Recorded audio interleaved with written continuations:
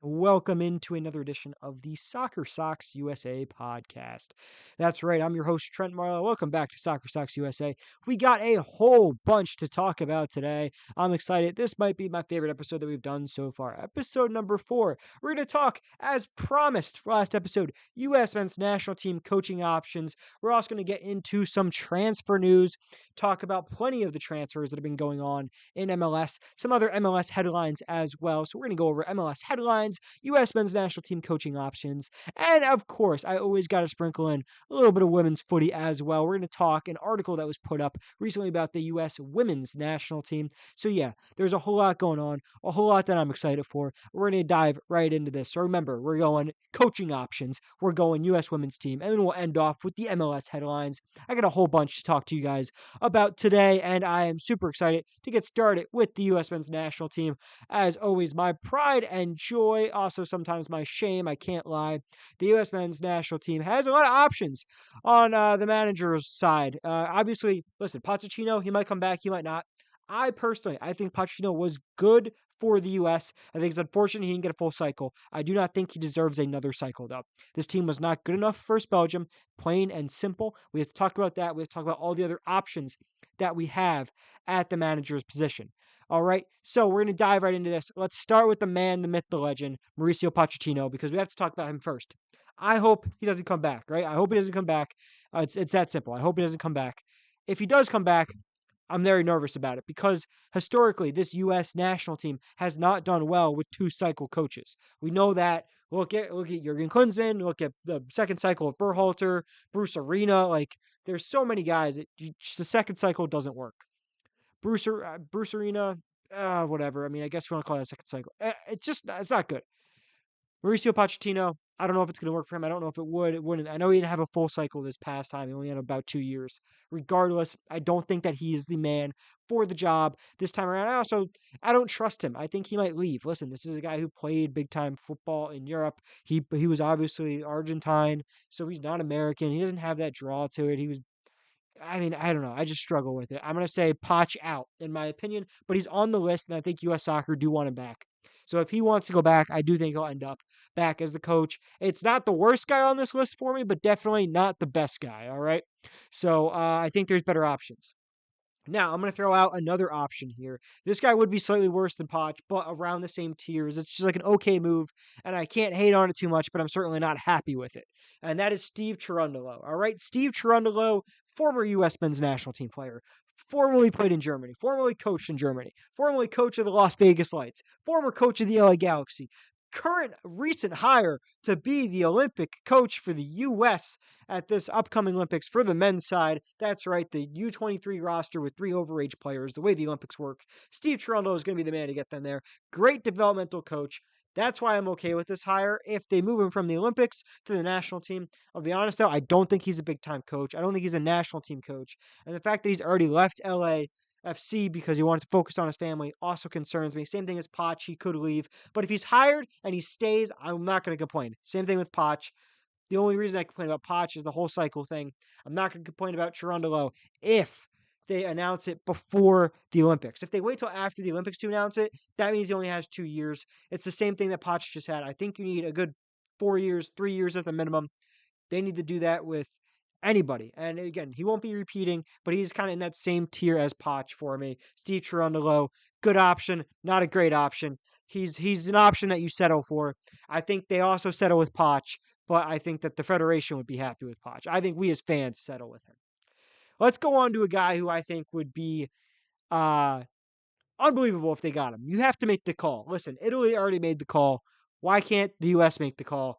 Pep Guardiola, he's studied English at NYU for a year, I believe. You got to fact check me on that, but I'm 90% sure I saw that somewhere on social media. Not that you can trust everything that you see out there today, but Pep Guardiola, totally a guy that could be there. He played for Barcelona. He coached Barcelona. He coached Bayern Munich. He coached Manchester City.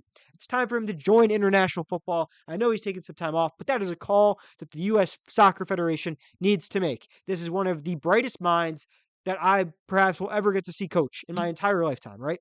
I don't know if that's ever going to happen again. Sorry there, folks. I just hit my pen on the mic for my notes. So I'm not going to edit that out. You just got to deal with it. Right? Pep Guardiola, I'm excited about this guy. All right. You can't see me right now, but I'm waving my hands around. This is a guy that would change U.S. soccer forever. Like, if you think Pochettino changed U.S. soccer, oh boy, wait until we get Pep Guardiola in there. Oh my goodness, this guy would absolutely turn the nation around. The way that we would play football, the style, the tactics. The only worry is I don't think he's going to come. It's definitely a long shot, but hey, we were told that Poch was a long shot, and we landed him. So hey, same thing can happen here with Pep. I do think it's still a long shot, though. I also think that we are way beneath his level, and that is a massive issue with our roster, but one that we cannot control. And if he wants to come here, he likes the U.S. I think he might have done it last cycle, though. He was obviously still at Man City, but I think he might have done it in the past. Obviously, with the home World Cup, that matters. So maybe he goes to like Portugal. I wouldn't be surprised if he goes to Portugal. I'm not gonna lie. He already turned down Italy, but yeah, I think you have to make this call if you're U.S. soccer. All right, we're gonna get into another guy who I'm not going to count him as a rehire because he was only an interim head coach when he first joined the U.S. men's national team or first coached the U.S. men's national team. Went from assistant to U.S. men's national team to U.S. men's national team legend to ultimate soccer dad, and this guy is now an MLS legend. All right, B.J. Callahan has proven that he could get it done with the national team. He's won games with the U.S. men's national team. The players like him. The only issue is he not wants to, but he's still going to kind of stick with the Berhalter system.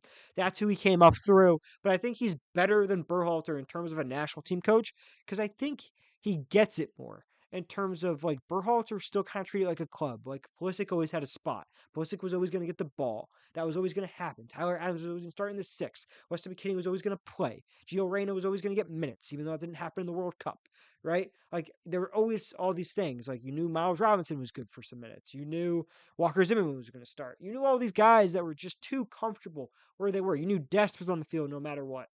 You knew Weah was on the field no matter what. Yeah, there were too many guys that were Greg guys. I don't think BJ has his guys, but I think he has the same sort of system and style. And I think stylistically it fits the U.S. players because they all come up through very similar systems in the youth academies, especially here in America. So that would be a Weston McKennie. That would be a Chris Richards. That would be a Gio Reyna. That would be a Joe Scally. That would be in the future. We're talking Brendan Aronson. We're talking Audrey Mehmeti. We're talking Julian Hall. We're talking Xavier Gozo. All those guys come up through this MLS academies. BJ Callahan's very familiar with that. That's why this guy would do well in the job. But I think he's going to stick with Nashville, if I'm being honest. But again, that's a call U.S. Soccer has to make. He is a domestic coach, which would be good. He's an American. I like that about him as well.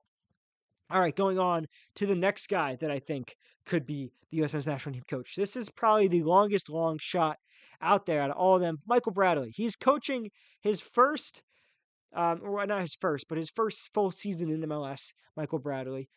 He was previously the Red Bulls 2 coach, so he coached in MLS Next. And that was only for half a season. So really, it's his first full season as a manager. The Red Bulls definitely have their ups and downs, but he's been massive, massive, massive about developing the youth.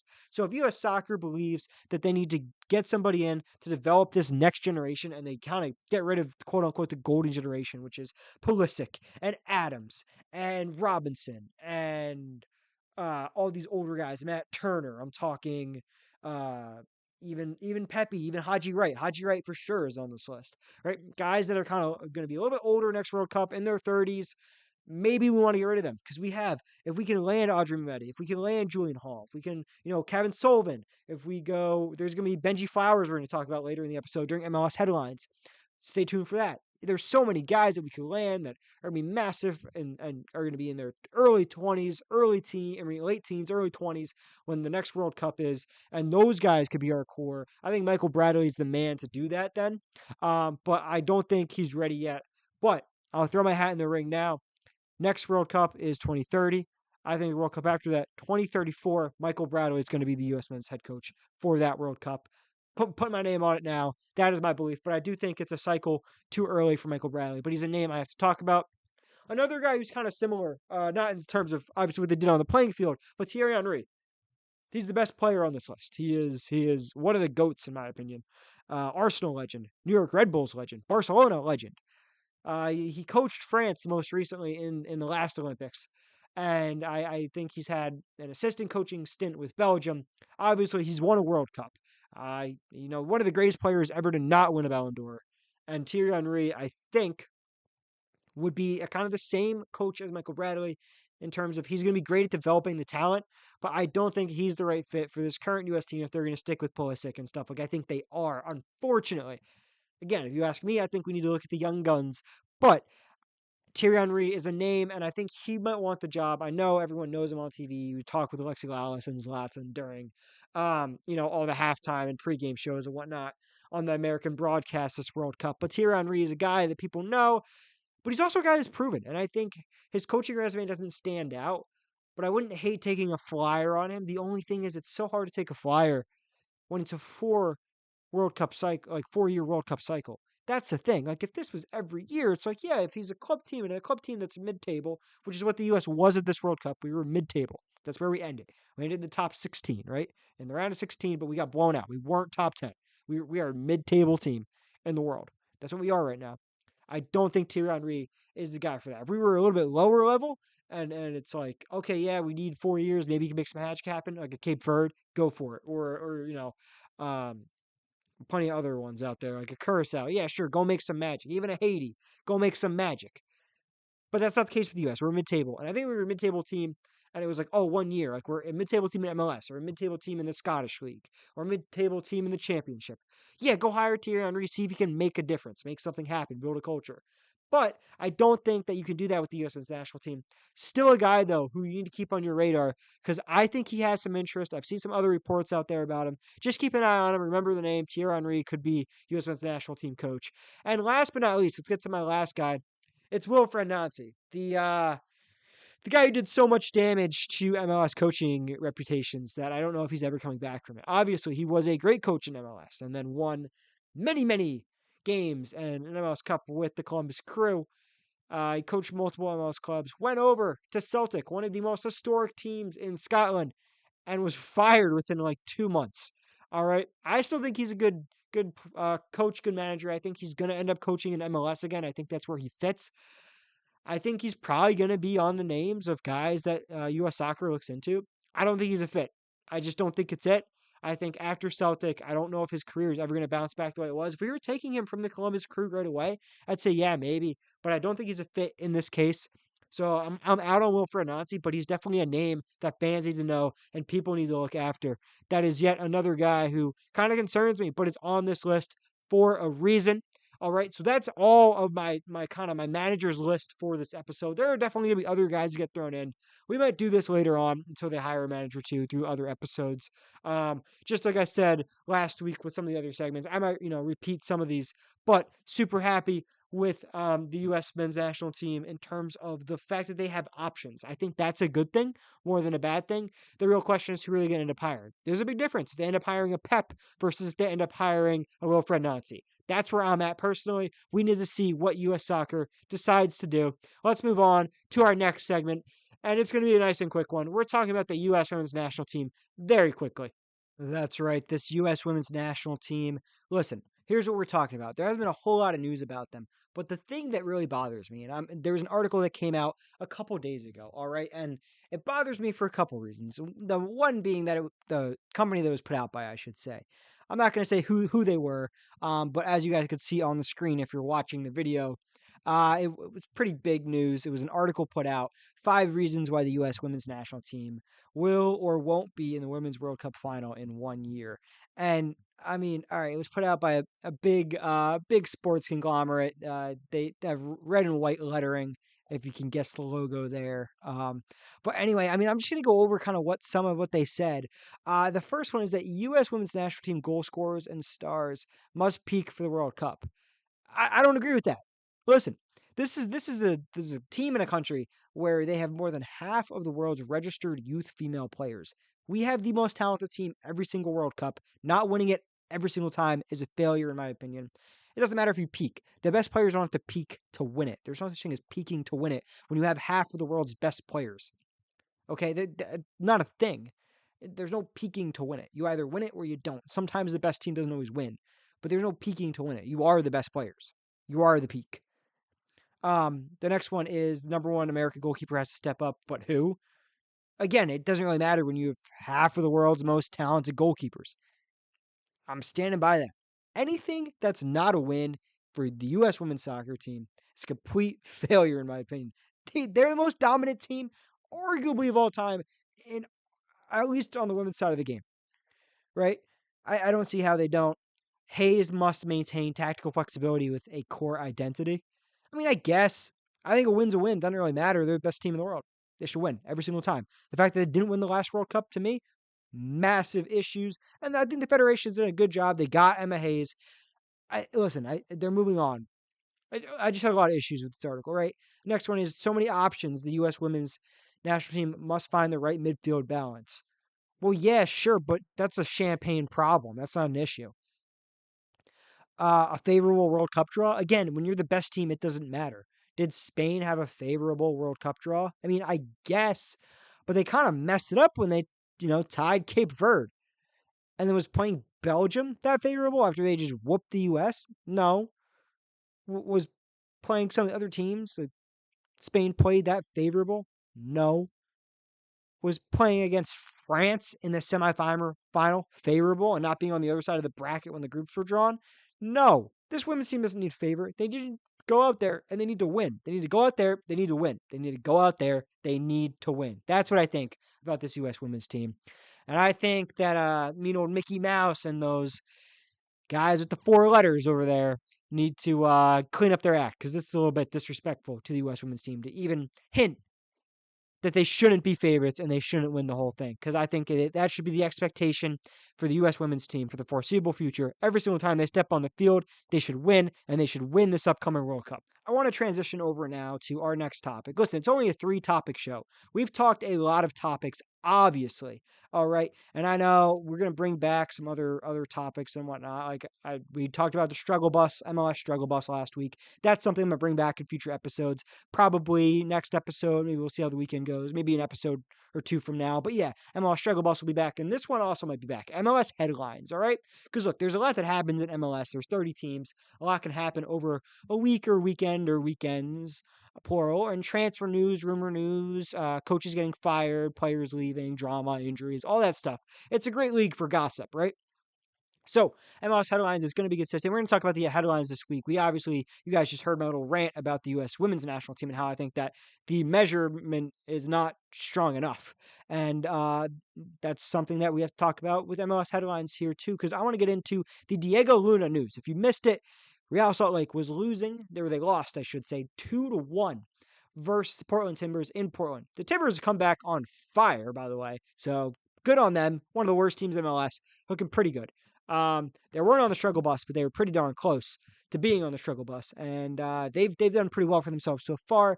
Diego Luna, if you missed it, this is a guy again. He's kind of been one of the faces of MLS. He was almost pretty much the face of the U.S. at the World Cup. Had he been selected to the roster, that's a whole other story. But yeah, so no bids yet for European clubs from Luna this summer, but there is interest there. And as the summer kind of at some point, there's expected that European clubs will approach him. It's also reported that Real Salt Lake rejected a bid from CF Montreal for attacking midfielder Diego Luna. The bid was in the region of $3.5 million, which is supposedly well below RSL's valuation. And the club also wants to keep Diego Luna for as long as possible. Again, he's only 22, so maybe he's selling when he's 24 and he's like proven like right in his prime, and then he's good for like 5 years in Europe till he's like 29. But yeah, he's 18 caps for the U.S. This is a guy who, again, he's part of the faces. He's definitely the face of Real Salt Lake along with Gozo right now. And ultimately, I am happy that he's staying in MLS for the time being. And if he's going to go somewhere, I'd prefer it be Europe and not Liga MX. Not Liga MX because Liga MX is not good enough for Luna. They're just going to throw money at him, and then he's never going to go anywhere. We've seen it with so many players. Brian Gutierrez. Just, the first name that comes to mind, but there's plenty more out there. Now, moving on, another piece of MLS headline news. We are going to talk about the man, the myth, the legend, Jack Harrison. Jack Harrison was announced this weekend, New England Revolution designated player. New England Revolution designated player, Jack Harrison. We all know him. We love him. He's technically an American product. I actually got into an argument with some folks on TikTok about this earlier. If you like TikTok soccer content, I do a bunch of it on my main sports channel, TikTok channel. T Marlo Media on TikTok. T Marlo Media on TikTok. Go check me out. Big fan. But yeah, I was talking about the Jack Harrison transfer. Someone's like, well, he's not an American product because he played in a Premier League academy. Well, he played high school soccer in America. Granted, it was a charter school, but high school soccer in America, college soccer in America, made his pro debut in America. I think that this guy's an American product. I know he's an Englishman, but this guy is an American product. So it's good to see him coming back to the league. He's not that old where it's like, oh, retirement league completely. Like, he was probably done with the Prem if we're being realistic, but like, it's not like completely over for him if we're being honest. Like that's not how I see it. He's 29 years old. So yeah. He's big time value. It's a massive move for the Revolution, a team that historically Robert Kraft does not spend on this organization. This is a guy who, again, he started in New York City FC, went to Middlesbrough for very quick spell. Sebastian Berhalter heading there too, Aiden Morris. That's a whole other story. Tune in next episode. We're probably going to talk about it. But Leeds United for many, many years. And then most recently had a loan spell with Fiorentina, had a goal and 3 assists there. This is a guy who he provides really nice things. I think him matching up with Carlos Heel is amazing for the Revolution. The Revolution are a team. They're a good team right now. They're better than I thought they were going to be, if I'm being honest. You can rip on me all you want for that. But they currently sit third in the Eastern Conference. They have 9 wins, 2 draws, and 5 losses. This is a team that's good. They're a good team. Fofana is one of the best center backs in MLS, in my opinion. Matt Turner, like him or hate him, I'm personally not a huge fan. One of the best goalkeepers in MLS. Carlos Heel, one of the best players in MLS. Turgeman is doing wonders for them up top at 9 since Capana can't stay healthy.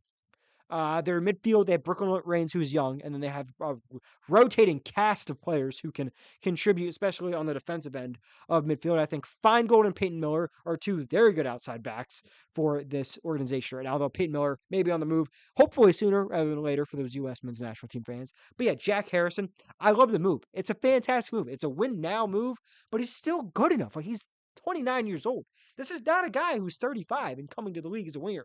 He's 39 years old. He's going to pair up with Carlos Heel. They're going to be good. The Revs are already good. He fits kind of the culture that Boston has. They had like some record attendance after the World Cup, and they're actually playing well after a couple seasons where, let's be honest, they were hot trash, for being honest. And now Jack Harrison joins the Revolution. I'm excited for it, and I can't wait to see it. All right, can't talk about that too much because there's always Casemiro drama. That's right. The Brazilian, most people love him. Some people hate him. I don't know. I don't know how I feel about him. He's not my favorite player in the world, I'll be honest, right? That has nothing to do with where he played in Europe. Just who he is as a player. Not the most aesthetically pleasing to watch, but I'll be honest, he gets the job done. So, if you didn't know, there are discovery rights in MLS. There's a lot less than there were when the league first started, but it's kind of like, it's been a rough 30s or some odd years for MLS as they've kind of gone through this transition here. So yeah, I think that Casemiro, basically what happened is he had discovery rights. LA Galaxy had his discovery rights. Basically, the team says, oh yeah, we want to sign this player. They get the first chance to bid on that player. No other MLS team can bid on that player. So if I want to sign, let's say Kylian Mbappe, and I am the Columbus Crew, and I have this discovery rights, I'm the only team from MLS that can go bid on Kylian Mbappe. However, if let's say New York City FC says, hey, Kylian Mbappe, you want to come to New York and you want to be the man and whatever, you want to come to MLS, and they put in a bid, they have to let the Columbus Crew know. The Columbus Crew have a couple days to go like, hey, you know what? We want to up that bid or match that bid, and you got to come to us. That's pretty much the way it works. I'm dumbing it down a little bit, but if I'm being honest, no one has a full understanding of how this works unless you're Don Garber. New commissioner talk, by the way, maybe coming up in a new episode or two. Keep in mind for that. But yeah, Casemiro. So basically what's happening is the LA Galaxy are claiming that their discovery rights were violated because they had his discovery rights, and obviously Inter Miami signed him. But Casemiro has come out and said that he was never going to choose anywhere but Inter Miami, and he reached out to them. But it's still a big argument. LA is once again just upset. I think they're just mad because they're bad again this year. Like, they're not that good, for being honest. I think that's what they're upset about, and they wish they had the smarts and the chance to sign him. But he will always want to play with Messi. I know he's Brazilian, but let's be honest. He's had a decent first opening game or two. So I'm happy he's in MLS. I don't think it's a full retirement league because he was just playing for Manchester United, and let's be honest, he had other like short-term contract offers from other teams in the Prem and in top 5 leagues in Europe. So that's Casemiro drama. That's kind of the lowdown. If you really want to do like a Reddit or a Twitter deep dive on this, it's definitely interesting stuff when you talk about the discovery rights and all that. But for the sake of time, should say, geez, I can't talk right now. But for the sake of time, and not boring my audience to death here, I'm going to continue on. We are going to talk about one of my really cool storylines. We're going to save Benji Flowers for last, and we'll go over to the Union boys, right? So that's Kevin Sullivan, Neil Pierre. Kevin Sullivan, man, now that Bradley Carnell is gone and there's an interim coach in Philadelphia, they're playing Kevin Sullivan, and it's fantastic. I'm so happy to see that. It's making me ecstatic to watch Union soccer. They've won 2 games now, which they were if you remember last episode, they were on the struggle bus. They were one of the worst teams in MLS, if not the worst team. Not that they were on paper, like in terms of talent and roster, but just in terms of how they had played. Well, now Kevin Sullivan's starting, he's playing. He's not necessarily showing up on the goal sheet, but he's dangerous and he's winning most of his duels. He's creating chances. The kid's good. There's a reason why Manchester City have signed this kid. Like, it's not coming out of nowhere, and I'm super excited to see it. So Kevin Sullivan is a guy that we need to talk about. The other guy is Neil Pierre. I know I mentioned him, I think episode 2 when we talked about the Olympic roster and what that might be rumored to be like according to some online posts. He was on there. I didn't say too much about him then because if I'm being honest, I didn't pay too much attention to him. I thought he was kind of on the outside looking in from a Union standpoint, so I thought he wasn't really relevant. And if I'm being honest, I thought he might not even be on the Olympic roster. Now he seems like a lock a couple games later. He scored a goal against the New York Red Bulls. He's 6'6", 18 years old. He's playing center back in MLS. I don't care. If you're playing center back anywhere as an 18-year-old and you're starting on a top, country's top flight in their division on any team, that means you're good. It's some level of good, right? Any pro soccer player is better than you or me standing on the street corner. So first and foremost, get that through your head. And then Neil Pierre could be the future next to Chris Richards. I'm not saying he's going to be. I'm saying he could be. It's exciting to watch. I think Kevin Sullivan is the future. Nail me up on that, billboard now. Kevin Sullivan is going to be the man for the U.S. He's possibly, they say Christian Pulisic's the LeBron James of soccer. Well, I think Kevin Sullivan is perhaps the Michael Phelps of soccer. All right, that's what I think about this kid. That's what I believe he could be for U.S. soccer. But yeah, Neil Pierre, I'm happy to see him getting playing time. I think that's key more than anything else. He has a couple years to develop before the Olympics, and he has even 2 more years after that to develop before the World Cup. So, listen, he'll be 22 then. Why not? Maybe he beats out Noah Banks. Maybe Noah Banks doesn't come. But Neil Pierre, Kevin Sullivan, the Union's a fun team to watch right now. If you're a neutral, you want to get into a team that has a history, whether it's a struggling history or they have a good history, successful history, but they also struggle because they're a cheap team. They're not the most fun team to root for, but they have a nice fan culture. They have good player development, which means you get to watch young kids come up, which is one of my favorite things to do in MLS. Like, I'm not a big fan of like a team that just builds up and they don't bring people through. And that's one of the more frustrating parts of MLS. And that's not every team, but that's certainly like a Houston Dynamo. They do that. They just build up. There are plenty of teams that just build up and they don't build through their academy. Portland Timbers just build up, even though they're bad right now. There's plenty of other examples, but the Red Bulls, FC Dallas, LAFC even now, they build through their academy. That's also great to see. So I think that's the way to do it. I think the Union obviously have been one of the top academies in MLS history since they've joined the league. So yeah, super excited about Neil Pierre. And of course, as always, shout out my boy, Kevin Sullivan, because the man's monster. Now, last topic in MLS headlines that we're going to go over is the Benji Flowers move. It's a big move. How about that, Benji Flowers? Young kid, Benji Flowers. And I'm excited to see what he's going to do. So basically, it's the same situation as the Kevin Sullivan thing. So Benji Flowers is heading to Chelsea, it looks like. So he's signed. This broke a couple days ago. He signed to go to Chelsea. The deal is good. He's going to join Chelsea from FC Dallas as soon as he turns 18. As we know, and it's not surprising to anybody. He's probably not going to play for Chelsea even when he turns 18. They are notorious for bringing so many people in and then loaning so many people out across Europe. That's kind of their system. They don't really do the academy as much because they do that way. I don't think there's anything wrong with it. I don't mind it. I think it's good for plenty of players like Benji Flowers. So yeah, 15 years old, U.S. youth player as well. Big stuff, Benji Flowers. He hasn't really even played for FC Dallas, but now he's a first-team contract with FC Dallas. The deal is worth initial $3 million, but could rise to $10 million through performance-related add-ons and international milestones with Dallas. And they are also retaining a sell-on clause, which is massive. So if he gets sold for $100 million, let's say they got a 3% sell-on clause, they're getting $3 million, and that could be, 10 years from now. So that is really nice and really good to see for Benji Flowers. He's been talked about a little bit. Again, I haven't watched too much of him, unfortunately. It's hard for me to get out there and watch a U15 game or maybe even a U18 game. I know he does play up, but supposedly the kid's got an engine, supposedly moves around. He's a winger or a 10. He's an attacking creator. And I'm excited at the fact that there's a guy after Kevin Sullivan. He's younger than Kevin Sullivan. He's the next Kevin Sullivan, and Kevin Sullivan hasn't even become Kevin Sullivan. So Benji Flowers, big move to Chelsea. They're excited to see it. First team contract with FC Dallas. I don't think he's playing for them anytime soon. They have Petar Musa. They have plenty of pieces. FC Dallas is a good team. They don't need him yet. So, playing with the second team, get him some more minutes. Once he's 16 and a half or 17 years old and he's matured a little bit physically, then you throw him out there in some games. You see if you can get him starting by the time he's going to move to Chelsea. I think that's what FC Dallas' plan is. I think that's a perfect academy for them to do it in. Chris Richards, I know he went somewhere else, but Chris Richards, Weston McKennie, Ricardo Pepi, guys come through the FC Dallas Academy. He's going to be the next one. I'm super excited. And that's going to do it for our MLS Headlines segment. And that's going to do it for our show as well. Thank you so much for tuning in once again. This was the Soccer Sox USA podcast. I'm your host, Trent Marlowe.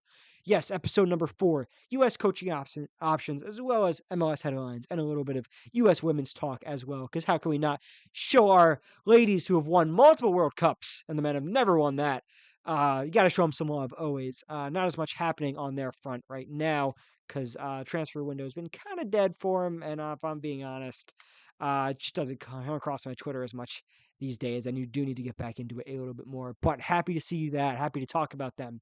Of course, talked about the USMNT manager list, at least my manager list for now. That could change, subject to change. MLS Headlines will be a recurring segment, as will the MLS Struggle Bus, which we did last episode. So if you missed it, go check that out. I was a little wrong about the Union, but I stand corrected on the other teams that were in there. Atlanta United sucks. Anyway, but yeah.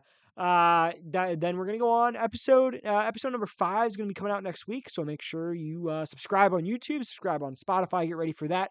Episode number 5 of the Soccer Sox USA podcast. We're gonna be talking MLS top of the table, some more transfer news, and whatever else comes across my plate. I'll see if I can get some NWSL talk in there or something else.